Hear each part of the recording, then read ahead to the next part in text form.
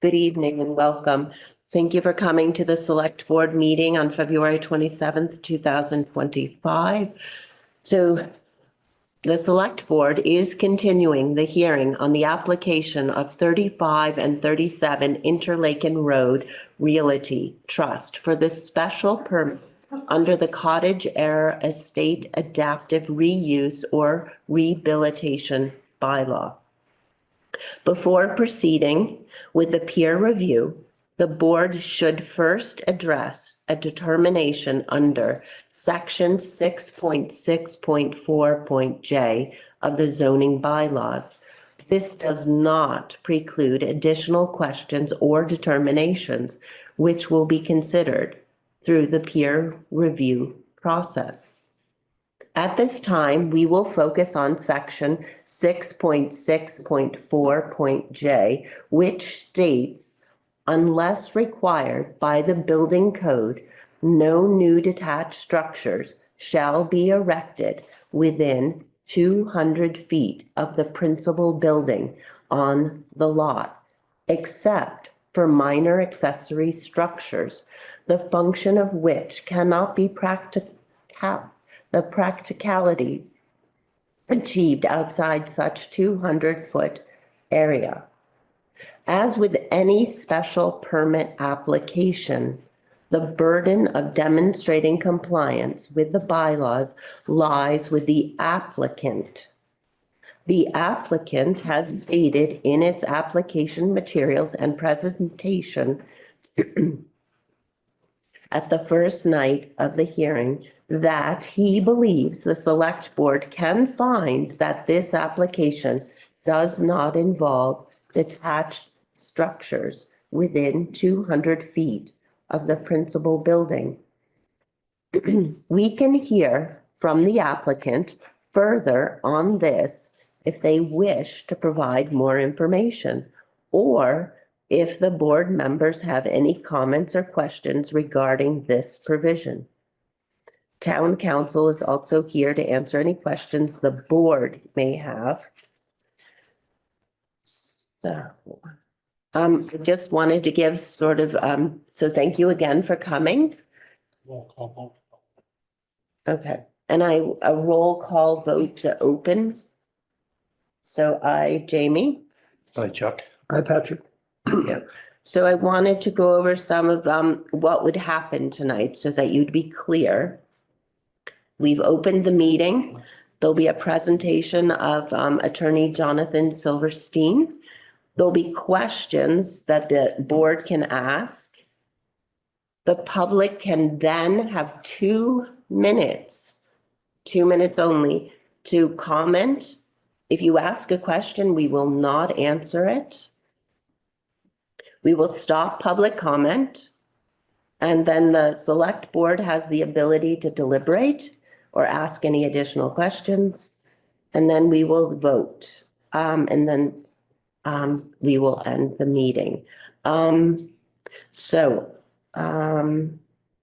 Jamie, I'm curious, will we limit the comments from the public to the section that we're I'm not discussing? done Oh, talking, okay. thanks.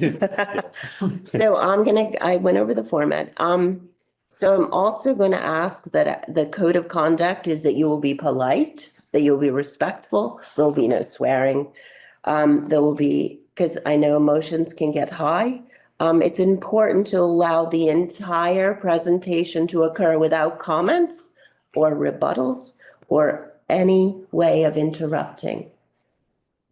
We, as the board, need to be able to hear and to be able to think about what we are hearing. I would also ask that when it is your time to speak, your 2 minutes, that you keep it germane to tonight's topic, not the last presentation, but tonight's presentation. And once you're finished speaking, please step down or turn off your Zoom and let the next person speak. Thank you so much for allowing me to set some rules. And I guess we'll get started. Thank you. So would you like to present tonight? Thank you. Thank you, Madam Chair, members of the board. Appreciate you giving me the opportunity to be here tonight. Again, my name is Jonathan Silverstein. I'm counsel for the applicant.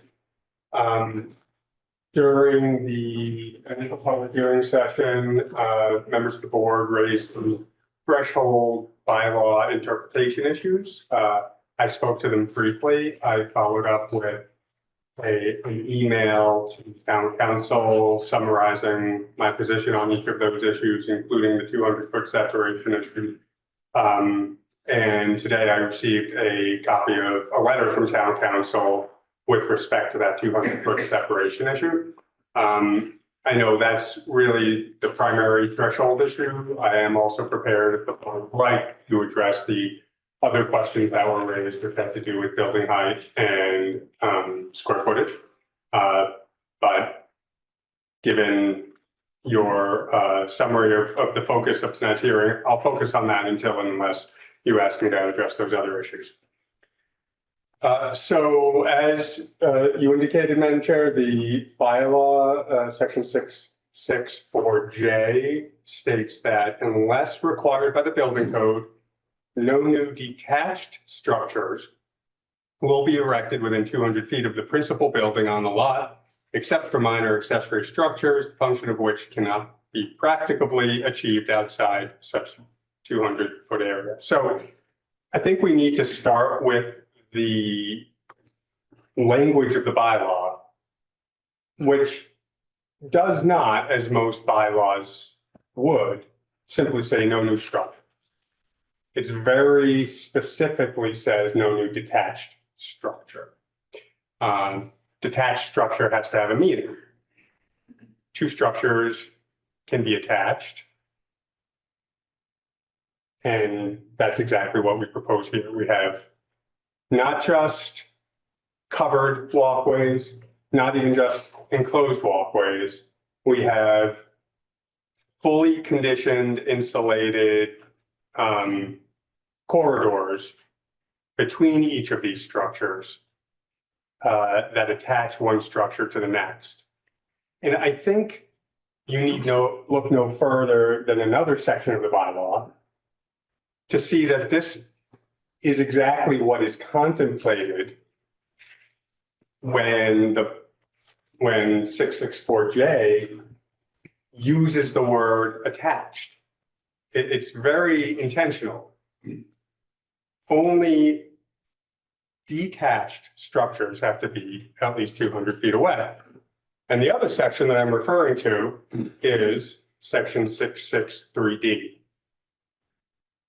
Now, that is the section that Selectman White raised that has two requirements with respect to building height and square footage.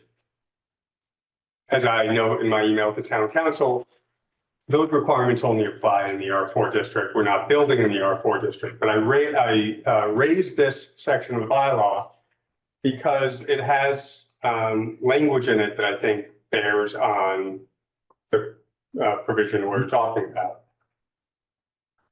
It says that any special permit issued for a cottage or estate that has a principal structure located entirely within the R4 district, that's why it doesn't apply here, may authorize an addition to the principal structure or a new structure that is connected to the principal structure by an enclosed connector. Now, I think we can assume they're not talking about a 200-foot long enclosed connector. And so, since even though this provision only applies in the R4, the provision we're talking about now, 664J, applies to any cottage or estate. And so if an enclosed connector between two structures was not sufficient to make them attached, then the language I just read in 663D is meaningless. Because 663D specifically contemplates either an addition, which is, truly attached to the structure, or a new structure attached by an enclosed walkway. And if we can assume the logic underlying this provision was not to require such a structure to be connected by a 200-foot long enclosed walkway, then that's exactly what we were talking, what the language in 664J is intended to permit. As long as you have an enclosed walkway connecting the two structures, then you're not subject to the 200-foot requirement. I do want to briefly address town council's letter. As I said, we received it today. My reading of town council's letter, I don't want to speak for him, is that essentially town council says what I had said to the board at the last hearing session, which is that this is the board's bylaw to interpret. And essentially you could read the bylaw either to permit what we're proposing or not to. And that's all I've said from the beginning, is that you have the discretion to determine that this is something you could allow.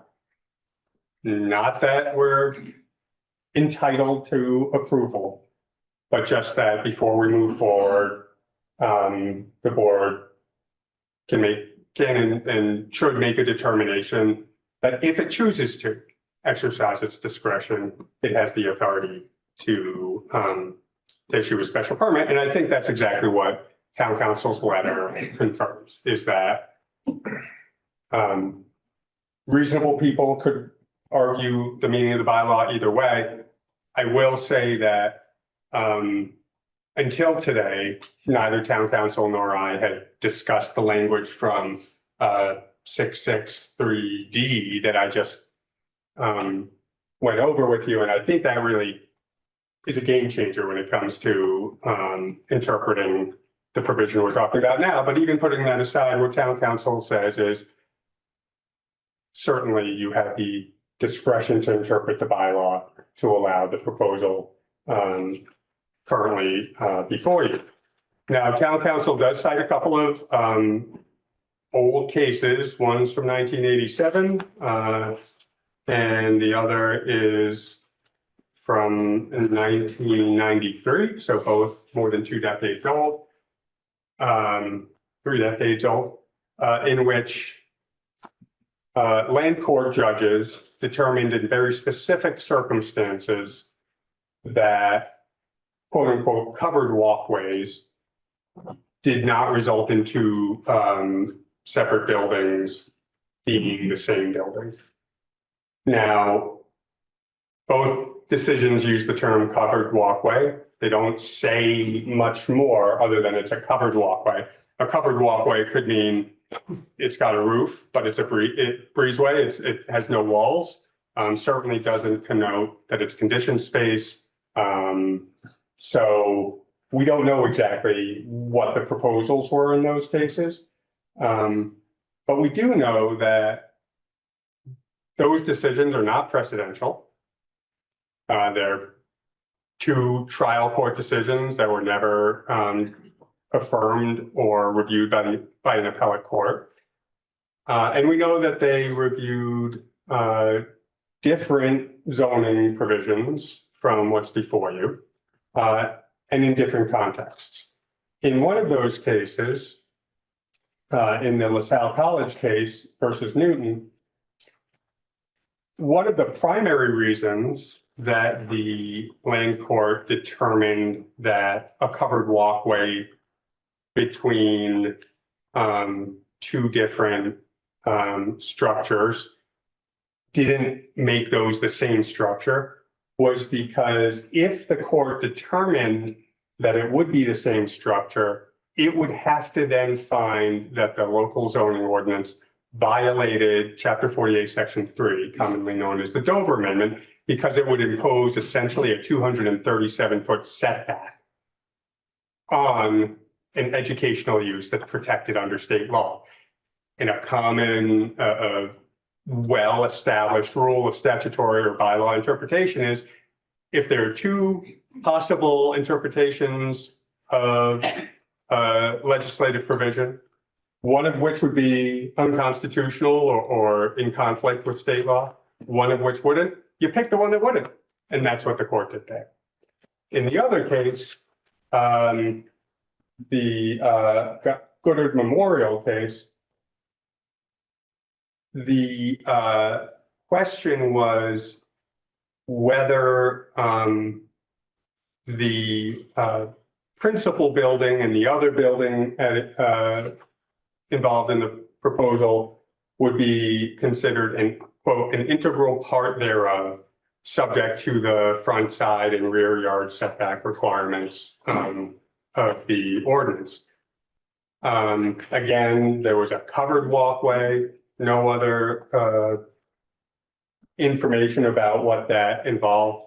And the two uses of the different of the structures were entirely separate. One was a hospital use, one was an office use. Different physical plants, different operations, totally different uses. So what do we have here? First of all, we have a very different bylaw or zoning provision, which, as I said a moment ago, explicitly contemplates covered connections between structures. And we have structures that are not wholly separate in terms of their use. They're all part of the same resort hotel use. And we have,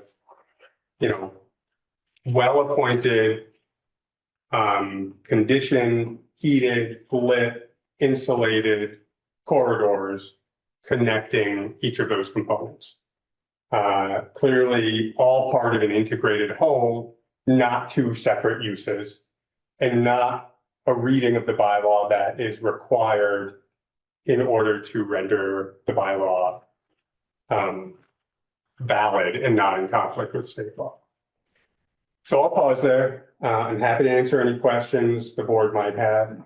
I'll also note that, in large measure, these are conceptual plans. If the board finds this to be an issue it's grappling with, and I don't think it needs to for the reasons I just articulated. We haven't determined exactly. It's very possible we could have sort of garden style sitting areas along those walkways overlooking the gardens. As people travel, as you do in many resorts and hotels, you'll have corridors and you'll have little sitting areas. This is all part of an integrated resort hotel facility. So if the board determines that there needs to be something more than just a corridor as part of those components, we can certainly accomplish that. And we're just not at that level of design, but if that ends up being determinative, that's something we can certainly consider. So I'll rest there. I'm happy to sit down or answer questions. Okay, Patrick, do you have any? I would love to hear from either Donna or Chris, town council, as to whether their interpretation of those two cases are consistent with what Jonathan just said. Is she on? Yep, they're both on. Hello, everyone. This is Chris here. Good evening. Can you hear me okay? Yep. Well, hello. And to answer the question, I think what you're hearing from Attorney Silverstein, and I think what we put in our letter of yesterday is essentially consistent. We did carefully review the applicant's argument with respect to 6.6.4J. We looked for any case law we could find that was going to be directly relevant to this case, to this question of whether covered walkways have the effect of rendering, the two buildings that they're connecting attached, or whether they would nonetheless still be considered detached despite the walkway. We looked very carefully at that. And, as we as we noted in the letter, sort of the sum total of what we've been able to identify as sort of helpful case law are the two land court cases that we discussed in the letter and Attorney Silverstein just commented on a moment ago. So what we're left with, I think, is there is no case that compels the conclusion that these two, the proposed buildings here are attached by virtue of the proposed walkways. And what we do have is two land court cases from a while ago in which the court found that two buildings or sets of buildings were properly considered detached despite the walkways that were proposed to connect them.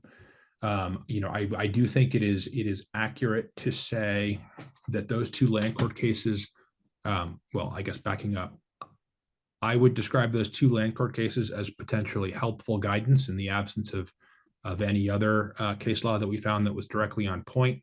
I think it is accurate to say that they are not directly binding on the select board here, both because they are trial court cases and they are trial court cases that concerned application of other towns' zoning bylaws in somewhat different contexts. So I think it is potentially helpful to know that in a somewhat similar context, two land court judges rather concluded that the presence of covered walkways did not result in essentially one building, but rather continued to result in two separate buildings or sets of separate buildings. But again, that is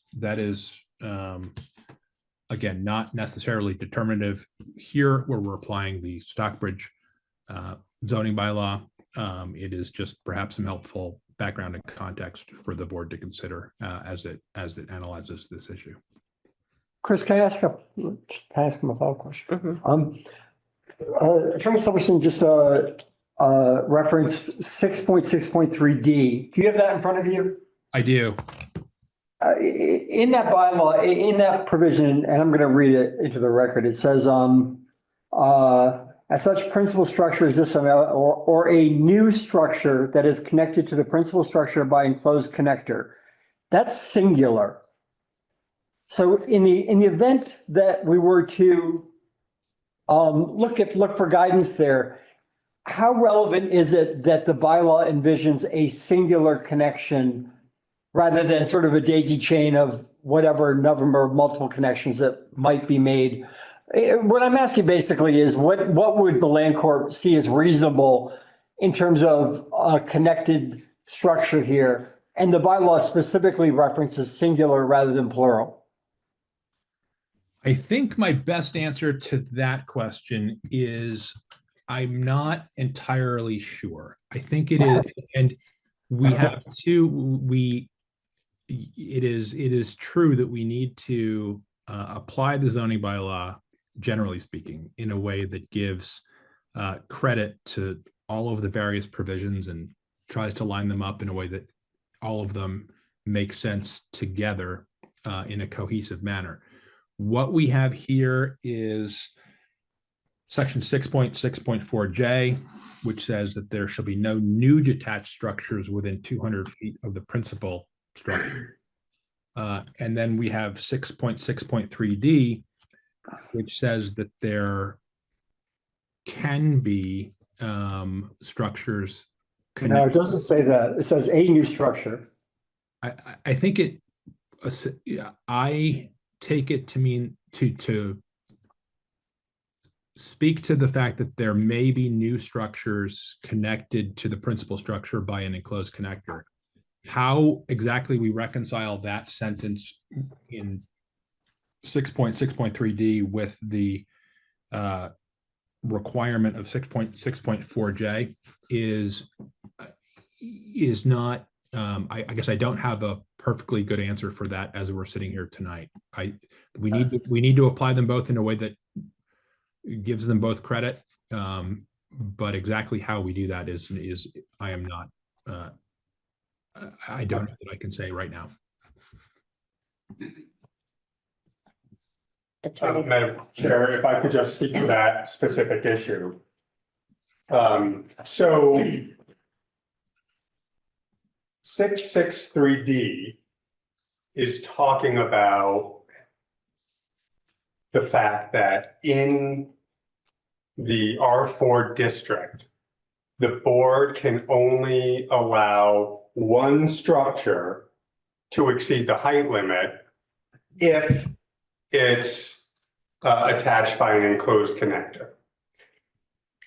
It's singular because it's very clear that that height relief in the R4 district is only allowed for one addition or attached structure. That doesn't apply here.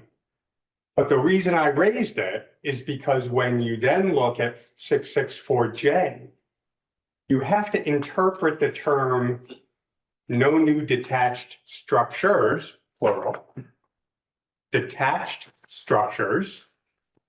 You need to interpret that in a way that is consistent with this other provision. The other provision says you can have one attached structure by an enclosed connector that gets height relief. It doesn't say you can only have one attached structure. It says you can only have one that gets the height relief. Here, then when you get to 664J, it says no detached structures can be closer than 200 feet. So clearly, Why do you think that was written? I'm I serious. don't know the answer for sure. I can speculate. My speculation is that the idea was to continue to make the original primary structure stand out. That's right. And It's a now, preservation bylaw. This is a preservation bylaw. Understood. So we're our, this is not a development bylaw. This is about saving cottage area estate buildings.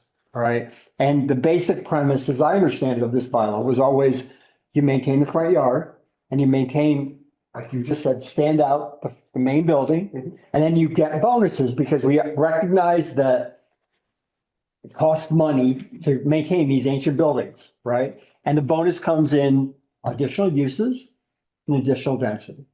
So, I think that frankly, this has been framed as an either or today. But I look at the layout of this proposal from the point of view of what the original intent of the bylaw is, which is to make it stand out, as you said.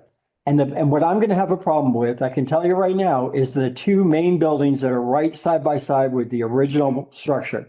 Because it seems to me that is inconsistent with what the overall purpose and intent of this bylaw is as a preservation bylaw. And we can split hairs on detached versus attached walkways all day long if you want. But I'm going back to what we're charged with is giving you an incentive to make the building stand out, to maintain the building. And listen, we're only talking about maintaining the front facade, which, as I understand it, is completely consistent with historic preservation guidelines. So that's okay. But nevertheless, we're not talking about maintaining all the rest of the building behind the front facade. I'm struggling with not so much the 200-foot rule, but with the two buildings on the side of the main structure, and frankly, the parking lot, that I hear that there may be some flexibility on that in front of the structure, because our charge is this a preservation bylaw. understood. So I'm happy to speak to those issues. So again, I think from the threshold question of can the board approve the project? That's where we wanted to get comfort before everyone spent a lot of time and money The other question. on the types of questions you're raising. you're raising legitimate questions. I will say that, in terms of how the project will present, the structure to the left, not as much, but the structure, when you're looking at it back to the street, the structure to the right is substantially set back, and the grade change there is such that the existing main house is going to continue to stand out. That's what we want from a design and aesthetic standpoint. And the bylaw explicitly allows an attached, a fully attached addition in the R2 with no limit on size. So I do hear you in terms of the purpose of it. And I'm not saying that would be something the board would be required to approve either. All of this is within the board's discretion. All of this is on the table for the discussion. We were trying to achieve a number of interests and goals that were articulated to us in the informal discussion process, including clustering development, to preserve most of the site without developing structures, maintaining the front and the landscaping, and we've heard loud and clear that the preference is not to have parking in front, and we're happy to give up on that if that's what the board wants.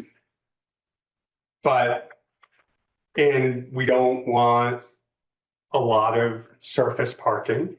So we're spending a lot of money to have structured parking. But all of these things are competing interests in a reduced development area. Not because we want the reduced development area, but because we're trying to accommodate the request from the town. So obviously some things have to give. We can probably work on that building to the left, maybe trying to get our engineer isn't here today. He had a conflict, but if that is a significant issue, that's exactly the sort of design discussion and negotiation that we're happy to have and that we would anticipate as part of the discretionary special permit review process, understanding that when one request of the town impacts another request of the town in a way that we can't reconcile, we're just going to be looking for guidance on what's more important to the board. So all of these things that you articulated go not to whether you can approve it, but whether you ultimately decide you want to approve it. And I think to be explicit on what you're referring to there was a lot of discussion in the past around building on the upper plateau beyond the wetland. And this doesn't envision any building there because that was an articulated concern of a whole lot of folks in terms of trying to concentrate the development. And so when you do that, it means you have to cluster development closer to the existing manor house, which is what this proposal does. But I think we have to keep it to the question of the night, not the other questions, because we can get confused.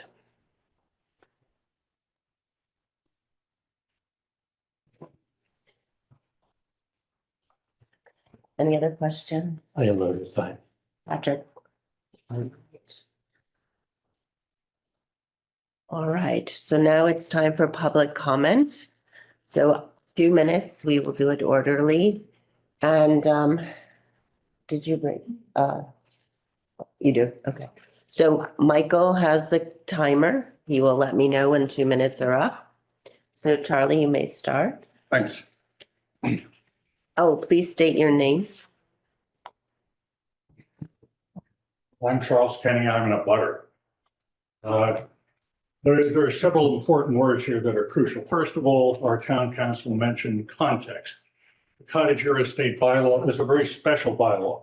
it's not just a regular zoning bylaw that we could have the different kinds of discussions Mr. Silverstein has brought in the land court, the different issues that are there. This is a very specific bylaw, a special purpose that's outlined in the beginning of the bylaw that gives these people the right to decide whether it's a good idea or not. The connections between buildings, if you look at them in the context of the bylaw, should be looked at as under the purpose of the bylaw. The purpose of the bylaw doesn't say that wants to preserve the open spaces around the building and the historic value of this to the town. It's not concerned about keeping people dry or warm if they walk from one building to another. The purpose of the bylaw is to preserve the beautiful history that this building and this land was supposed to have. This project with these buildings that are piled up around the major building is not in the interest of the purpose of this bylaw. No matter how it could be interpreted on a regular zoning bylaw thing, it should not be interpreted as being consistent with the purpose of this bylaw. It is not. Thank you. Denny? Lisa? Yes. Lisa Sauer. I want to just agree with what Charles just said, and I just want to point out with regard to the Historic Preservation Bylaw, which is based on the National Trust for Historic Preservation Act of 1966. In that recommendations for buildings with regard to historic buildings, if you're going to put an addition on the building, the renovation and anything extra is an addition. It is not connected by walkways. And the suggestion is to make it architecturally different from what the style of the current existing building is. So I don't think that these walkways qualify. And I don't think the idea of trying to make these buildings all look similar is in keeping with the recommendations of the National Historic Preservation Act. As much as I'd like to say. Thank you. Sir? Sir, do you want to speak? Wayne? Wayne Slazik, 7 Hill Road. I'm not speaking on behalf of any board or committee here tonight, but I did think it was important to point out some of the merits of the project. I really feel like if we look forward to things that are needed in town that are very evident, bridges, our 120-year-old water infrastructure, not to mention the proposed school and the proposed firehouse. I think there's reason to consider why we might need this, and it's all connected because this is a reason why we're going to. This should be stopped. This is why, This is not. and it all leads to a point. It all leads to a point, which are. This is not that. Charlie, give him a minute. See whether we're gonna go forward. 1 minute. And you've already cut into my time. Thank you, Charlie. Wayne, this We're is not sure to that have a subject. large increase in our tax bill if we don't do a project like this that's gonna provide a way forward for us to pay for some of these things that we know are coming. Some of the project elements that are considered best practice now.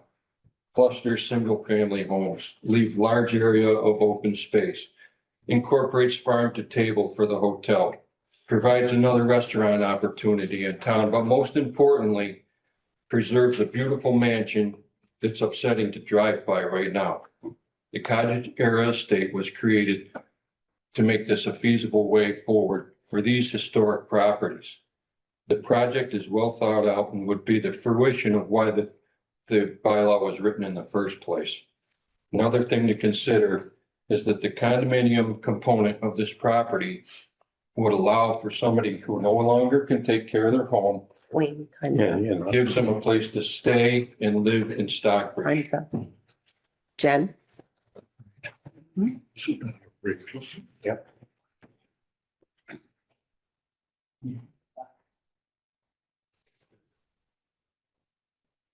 Jennifer Carmichael, Stockbridge is always looking to preserve its historic buildings. We shouldn't continue to watch these buildings deteriorate in front of us. One way we can watch these old mansions continue to show off our history is to allow them a way to thrive. The cottage era estate bylaw gives these properties a method of survival, allowing a hotel or resort. It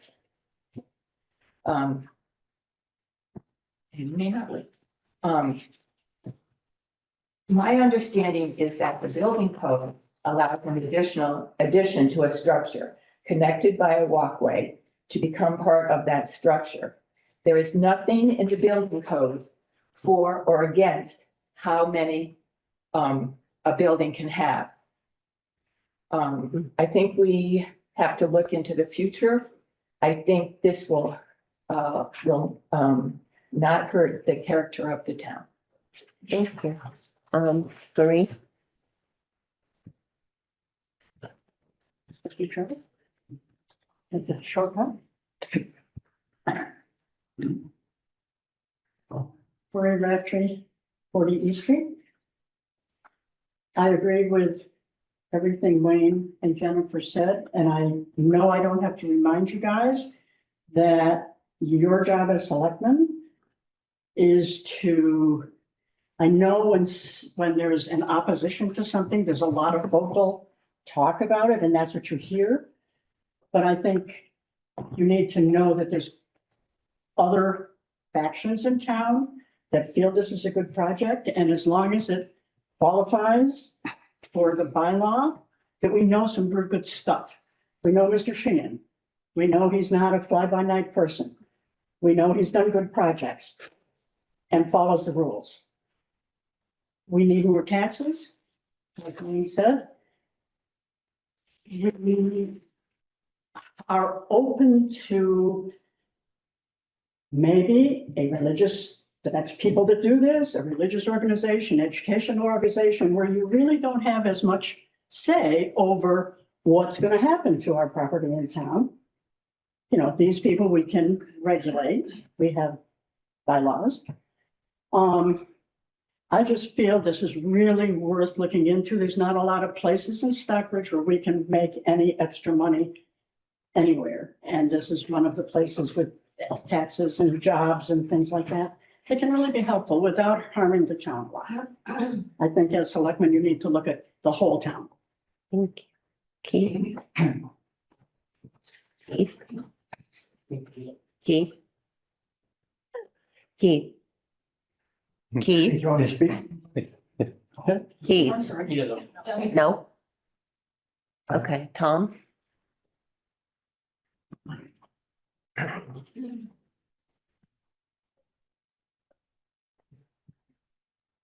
Tom Schuler, 9 Lincoln Crossroad. Listening to this meeting and listening to Attorney Heaps, our town council, outline the issues, it's pretty clear to me that the town council has essentially given the select board the green light to interpret the bylaw to permit some sort of connection in the form it takes. I think is outlined by counsel for Mr. Sheehan, could be somewhat flexible. I would urge the select board to look carefully at this issue and understand that you do have the green light. And I would urge you to carefully consider interpreting this bylaw in such a way to let this application proceed forward. One of the things that really struck me about this is when you appropriately raised some issues, Mr. White, the counsel for Mr. Sheehan expressed a desire to try to find a way to work with the board. And I think this is an opportunity with this project for our town fathers and mothers to shape this issue, which is, I think, far preferable to letting this property left to its own devices continue to deteriorate and become an eyesore. So for those reasons, please consider carefully the green light given to you by your town council to look at how to interpret this bylaw in a flexible and I think appropriate way. Thank you. Thank you, Tom. And Jim, did you want to speak? Jim? Is that not his name?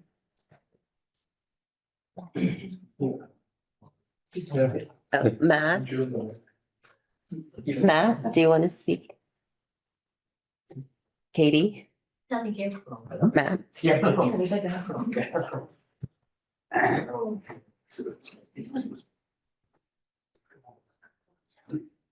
Matt Chester, 5 Church Street. Just want to emphasize what Tom Schuler said right there, 'cause I mostly think that what I'm hearing from counsel for Mr. Sheehan is flexibility.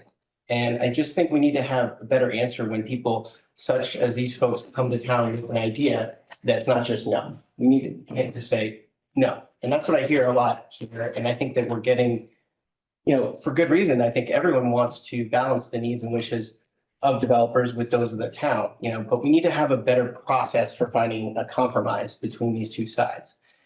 I think we're being left behind by other towns because we're being seen as difficult to do anything. So folks don't want to come here and do anything then. And that leads to the town dying. And I don't think it's the image that we want to promote. I don't think it's what reflects this community and why people live here. So I just think in the end, we're all going to suffer as a town. Full-time population will continue to shrink.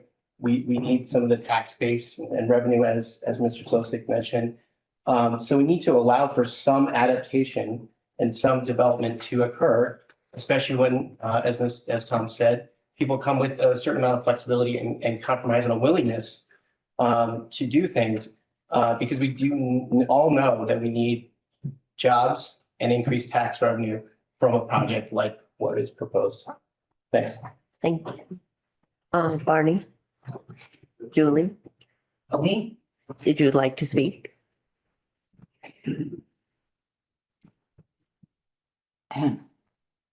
Julie Edmonds. I wasn't really planning to speak tonight, but I just feel moved to because I want to refer to what Charlie was saying about the original intent of the bylaw, which was people voted for it because they thought it was going to be one addition that was smaller than the initial building, and no new structures more than 200 feet away, less than 200 feet away. So sorry, I'm nervous because I wasn't expecting to speak, but the intent was definitely, and people thought there was just going to be this one connected structure and nothing within 200 feet. And there wasn't even any talk about other buildings being built. So,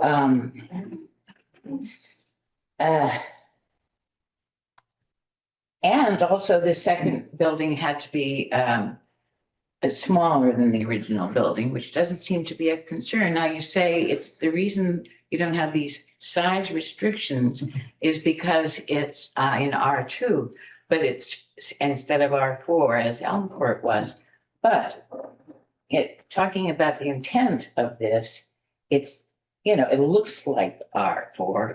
It's not a developed area. And I don't think it's appropriate to have these vast number of buildings, and sorry to be nervous, in an area that is not closely developed. And just one other thing, you say that we need the tax revenue, but Lennox, who has so many resorts, Mirabal, Blantyre, help me out here, Canyon Ranch, they have higher taxes than we do. And they have all these same sources of income that you're talking about. And their taxes Time's up. taxes are higher than ours. Thanks. Do you want to speak? I'm right here. I forgot your first name. I'm so sorry. You want to speak? Yeah, blue. Okay. So this going down with, Do you wanna- see how we're going, so let's say yes or no. Did you want to speak, Tom, or no? And then the next row, the next person is the Miles, please. Thank you. Miles Moffett, 4 Train Hill Road. We're supposed to address the connectors tonight, right? Yes, just the I think connect. the connectors and the adjoining structures that are being built could be done in a way that highlight the facade of the old mansion that we're trying to preserve. I think done right, which I think the rendering showed to my eye anyway, that's what the intent is. And that's the intent of the bylaw, right? To preserve the historic mansions. Without an effort by this group to do that, I think the mansion will fall down. And I don't want to see that. I've been in town. I was born in West Stockbridge. My family's been in Stockbridge since 1929. My dad helped set up chairs for the first festival that was held at that site back in 1936. I hate to see the structure fall down. This is a great opportunity for the town to bring jobs to the area, to create a beautification of that site, which is so prominent to any passerbys. Improve our tax base, which we've all said. I really think the town should, and the leaders should take this opportunity to think about all the benefits this could bring. And try not to get hung up on the idiosyncrasies of the code because they are complicated. But I think the intent of this code is to preserve an ancient historic structure and the property that it sits on. So I encourage you to do so. Thank you. All right, we're at Mark.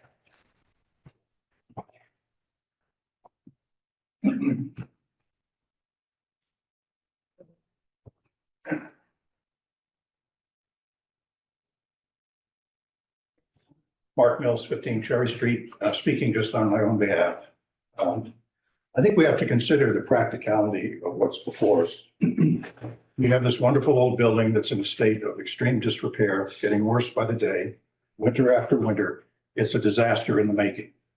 If you're going to save it, you've got to have some other kind of development that can fix up the front of that building, prop it up, get it up to standard.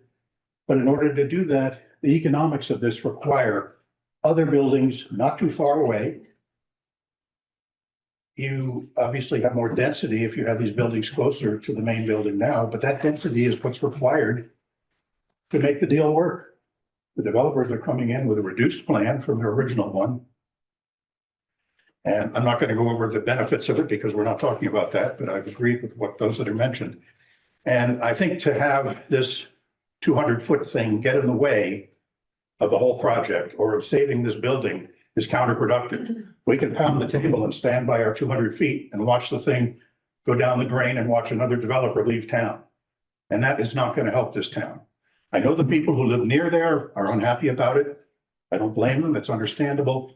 But I think the board's job is to look at the big picture in the whole town and what we all are going to need in the next 5, 10, 15 years. And I think we need something like this to keep us going. So I would urge the board, if they have the legal leeway to do so, to allow this within the 200 feet and perhaps to require nice walkways. I don't want to see some open air thing like you have from your garage to your house, you know, with a tacky roof on it. We're not going to do that. That's going to look bad. But the idea of an enclosed walkway with some plantings, some windows in it, so the guests don't have to walk half a mile to get to the dining room, it makes a lot of sense. I would urge the board to move in that direction. Thank you. And we are. Lynn, did you want to speak? Thomas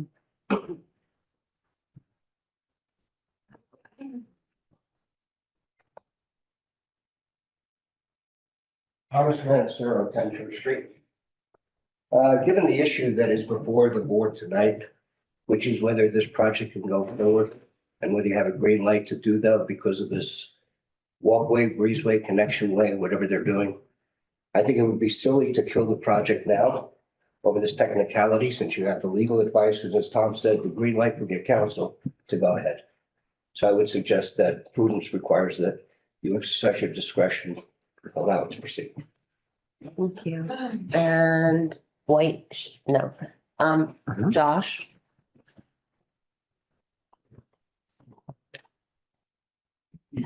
Josh Pay around 62 on our Lake Road. I think we saw the intent in Eugene Talbot's face when this was first proposed the first time, how visibly upset he was at the previous plan here. You have 50 houses that line Church Street. You got 73 houses from 102 up to Lenox Town Line. If you go into the side roads, you're around 200. If you include Lake Drive, you're at over 235 houses there. We're losing housing units. June 6, 2017. This is Lenox. The resorts are shiny objects for the investors, and then you get the second homeowners who just want to come up here, blow off, and they'll scab off of it. So this is not for young people. The young people ought to be going up there taking 30-year mortgages out to live in this town here. Instead, the young people will be used to go up there. You gotta stay with the walkway topic, please. Wayne didn't say with a walkway topic. Okay. But multiple people. All right, Leave it go open. ahead. We should leave it open. Yes. Go ahead. I gotta retrain my thought. The young people ought to be taking 30-year mortgages out on those properties up there. And if you do this, you're not gonna be in charge of the largest development in Stockbridge. You're gonna be in charge of the largest resident replacement program and gut and strip operation. And we're gonna, well, the young people, you can go work up there, wait on people, and we'll put you in an old fire truck bay. We'll get you some things here. That's what's for the young people. That's giving somebody scraps off your plate. This is not for the young people. And as far as the building goes, it's obscene. We know what the intent of the bylaw is. We are so way off in this right now. Patrick is right. This is really bad. Okay. Patty, did you want to speak? Teresa? Anyone on Zoom? We will do it across to what we see. Sally, you have 2 minutes, Sally? Me unmute. I just had a quick comment. Having sat on the Community Preservation Act board for 20 some odd years, every time we get a project before us that proposes to restore or renovate an historic property, it requires incredible amounts of adhesion to the secretary's directions on what can be done. And I don't see that I'm necessarily seeing that with this project. When we permitted the library to be renovated so that our town library could be accessible to everyone, it went through, I don't know how many architectural iterations in order to make sure that the little tiny addition in the back was going to conform with the building in the front. And I have some real concerns as to the whole walkway thing and how that works with the historic preservation mandate on that property. Thank you. I don't see any other hands raised. All right, seeing no other hands raised, we will end the citizens speak. Does the select board have any other questions, or do you want to deliberate at all? I'm good. Patrick? I've got another question for Chris, if that's okay. I think so, yeah. Chris, obviously, this board's charged with following the law and permitting. And obviously, we have opinions in the room on both sides. And frankly, I think that we need to try to stay away as much from whatever bias we have and look at what the law states. From the context of the two cases you cited, were this to end up in land court, how defensible are these walkways in the context of the laws that you found? Because really, frankly, what I don't want to see is a 5-year tie-up where you end up with a situation where, where we go through an entire process and figure out a permit here and end up with something that is likely or unlikely. That's really kind of what I'm looking for from you, to be challenged successfully in land court. Where do you see that playing out? If you had a crystal ball. Well, I am always reluctant to predict the outcome of any litigation because you never know. You never know what, despite what you might think of the strengths of your case, you never know what the judge is ultimately going to rule. Now, I will say that, what we have found, as outlined in the letter, is two examples in which the land court judge was confronted with the question of whether or not a covered walkway resulted in effectively two buildings becoming one, or whether it, the covered, notwithstanding the presence of the covered walkway, those two buildings remained two separate detached buildings. And in both of the cases that we found, the land court judge concluded that what you had was, even with a covered walkway, what you really had was two buildings. Now, again, that's different bylaws, different analysis in both of those two cases, but that's the conclusion that was reached in both times. I was not able to find a case that went the other direction. So Chris, let me ask you, in the case, do we have flexibility? Were a judge in land court to find that the walkway did not create, that these were not detached structures, would that overturn a special permit? So ultimately, I think if this were to end up in litigation, however, either way, I think that the important point from my perspective, I think, is that the judge is going to start from the premise that you, the select board, as the special permit granting authority for the town of Stockbridge, are best positioned to understand the basis that the zoning bylaw was adopted for, the manner in which it ought to be interpreted and applied. And there's ultimately going to be a measure of deference given to you by a land court judge looking at this later on, that you know what the bylaw is all about, and you are the ones who are trusted with interpreting it and applying it. So I think this is a sort of a circular way of saying, I think that there are two defensible positions here, and ultimately we will be comfortable defending the board, whichever conclusion it reaches on this particular topic, because I think it is reasonable to conclude, in either of the two ways, and as long as you're doing it with the understanding that you are applying the Cottage Era Estates bylaw in the appropriate manner to the project before you, we're going to be well positioned either way, I think, in an appeal, should there be one. Thank you. Okay. Chucky, anything?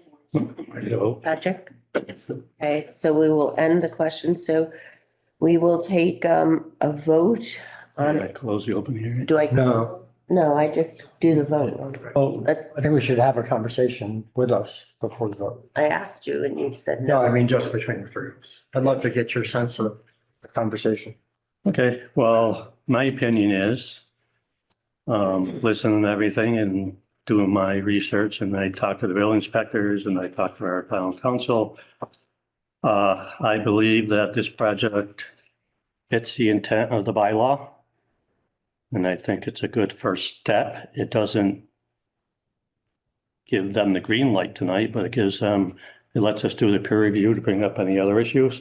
They're willing to work with us on making any necessary changes that we come across.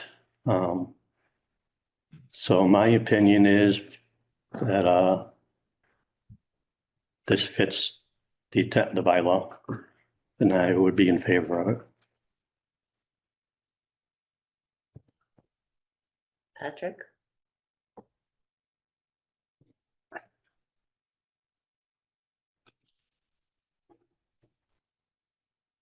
Okay. I think that it would be difficult on this issue to take it off the table when town council said that we have some flexibility.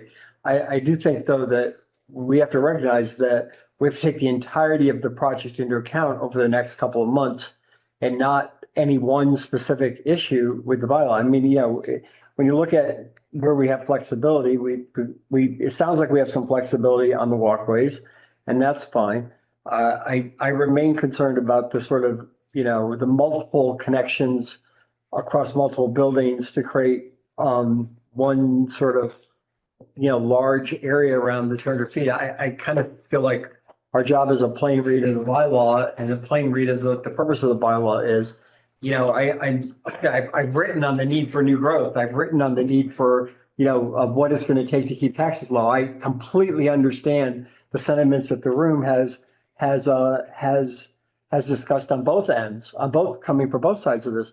I think our job is to look at what the purpose and intent of the bylaw was and what the specifics of the bylaw are. And it sounds like the professionals, I'm not a lawyer, are telling us that we have some flexibility here. So I would hesitate to take this off the table by simply ruling out the 200-foot issue. But I have to say that I'm not necessarily convinced that you can connect multiple buildings with walkways and consider them one big giant building. I'm not convinced of that yet. So if you want to proceed with the peer review, I think that's fine. But, I think that the larger point here is this assumption of what the scale is.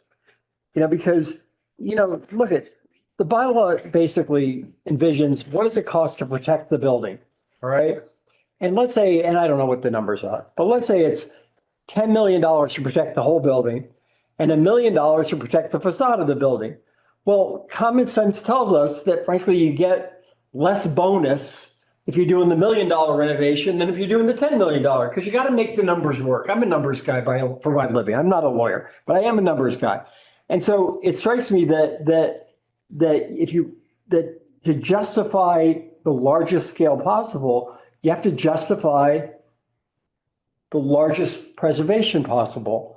And I'm gonna just let you know that another option here is not to take it off the table as a yes or no, but if what we're doing is a facade renovation and preservation, then what we can get for by right, which is 62 units and no hotel and no restaurant, versus what we're being asked for, that the scale maybe should be a little closer to what you can do by right if we're doing the minimum renovation than if you were to come back and say, yeah, we're going to preserve the entire building, all 14,000 square feet of it. So I say all that in context. I have no problem in letting the peer review go forward, but I'm expressing, I'm just letting you know kind of this is how I'm going to evaluate the overall decision is going to be in what are we getting in terms of preservation and what does it cost in terms of preservation? And that should drive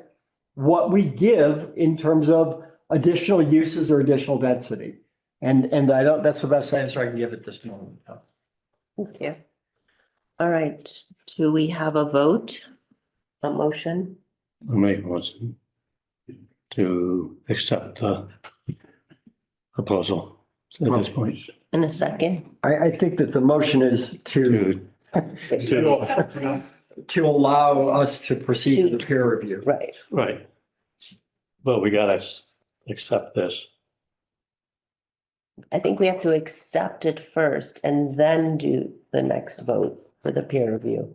I think what I'm saying is that we can look at a covered walkway to connect some number of buildings. I'm not endorsing yet a covered walkway connecting 4 or 5 buildings. So if that's what the motion is, this is on the table, then I'm not going to vote for it. But if the motion is, can a covered walkway connect 1 or more buildings, I can live with that right now. I feel like we're going to have to explore as a board what the scale is, and we don't nearly have enough information to do that yet. But that's why we have the peer review. I get that. So I just want to be honest with the applicant here. Maybe Jimmy is ask the applicant what they need tonight in order to approve the peer review. Thank you. Thank you. So I just want to mention, there are only two of the new buildings that are within 200 feet of the main mansion. So we want to have covered walkways because we view this as an integrated whole, not because all of those buildings require connection to satisfy the 200-foot rule. It's just those two next door, so it's not an unlimited number. Those other buildings are going to be visible from the street, and those connections, those corridors certainly aren't going to be. So, I mean, it's a matter of convenience and comfort for the guests. And I'm not sure why. We're obviously open to hearing all your feedback, but I'm not clear on why there would be a concern with having all of the rooms connected for the comfort of. There's not, this is only the context of the ones within the 200 feet. So that's just two buildings, the ones to either side. You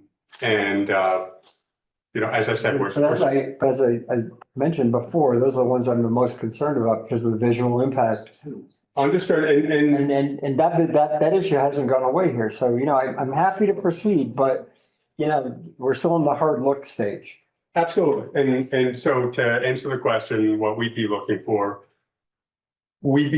for a determination that the board has the discretion to approve the project as proposed in accordance with the bylaw. Not that you are approving it, But just that you're determining you have the discretion to approve it.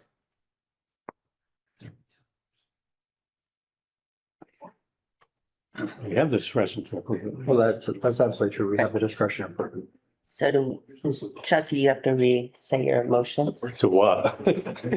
I make a motion that we have the discretion to approve the project as, you know, we have the discretion. That much is clear from the board. Right. And a And second. you're okay with that to go ahead to peer review? And a second. Do I have a second on that? And we have to do roll call. Aye, Jamie. Hi, Chuck. Hi, Patrick. Okay.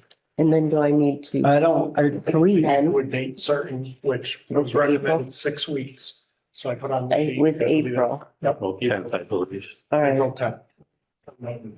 So if the determination under section 6.6.4J is to treat the proposed structures as attached. Well, you Um, guys didn't do it quite that way. Oh, okay, sorry.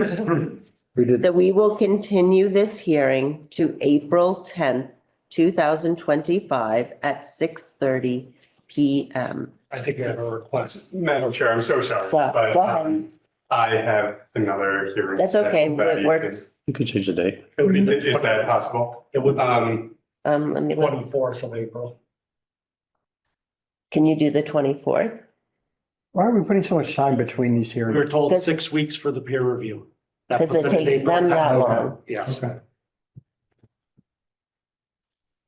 It's school vacation week. I am so sorry. I'm not trying to be, 17th. Let's do it on one of our How good about the meeting nights. 17th? Are you available?